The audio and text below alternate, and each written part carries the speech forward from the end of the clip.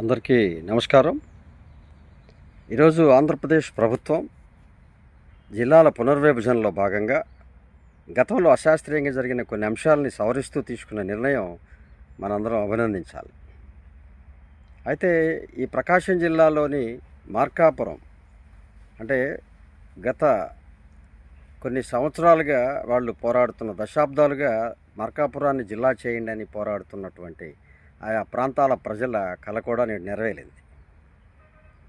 ఏదైతే పశ్చిమ ప్రాంతంగా అనుకుంటున్నటువంటి ఈ ప్రకాశం జిల్లాలో ఒక భాగమైన మార్కాపురం ఈరోజు ప్రత్యేక జిల్లాగా ప్రకటించబడుతున్న నేపథ్యంలో ఇది వారందరికీ కూడా శుభదాయకం. వాళ్ళ ఆనందానికి అవధులు లేవని చెప్పడంలో ఎలాంటి సందేహం లేదు.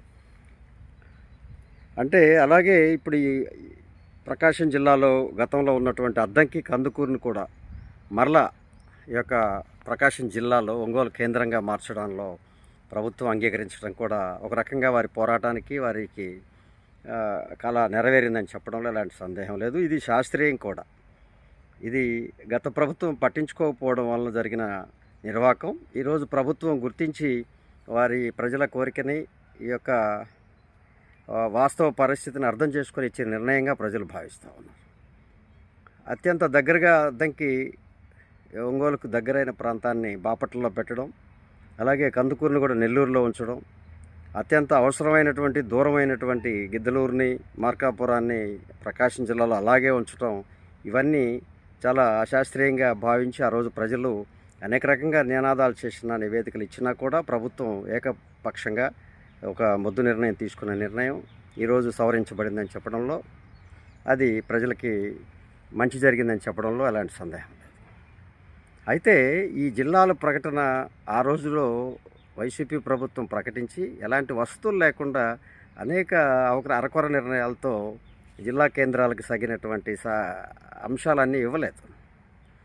వాటికి సంబంధించిన అన్ని పెండింగ్స్ ఉన్నటువంటి పరిస్థితులు ఉన్నాయి. ఇప్పటికైనా ఈ ప్రభుత్వం జిల్లా ప్రకటన అనేది ఒక విధానం అయితే, జిల్లాని సమృద్ధిగా వసతులతో నిర్వహించడం అనేది జరగాల్సినటువంటి అవసరం ఉంది. దాన్ని కూడా దృష్టిలో పెట్టుకొని ప్రభుత్వం నిర్ణయాలు తీసుకోవాలని చెప్పి కోరుకుంటా ఉన్నాం. ఏదేమైనా జిల్లాల పునర్విభజనలో ప్రకాశం జిల్లాలో ఉన్నటువంటి ఉమ్మడి జిల్లాలో ఉన్నటువంటి గతంలో ఉన్నటువంటి ప్రజలందరికీ ఈరోజు న్యాయం జరిగింది. ఈ కూటమి ప్రభుత్వం వలన ఈ యొక్క ప్రజలందరూ సంతోషిస్తూ ఉన్నారు. కందుకూరు అద్దంకి వాళ్ళు ఈరోజు అత్యంత చేరువుగా ఉండే ఒంగోలుకి కలిసిపోయారు.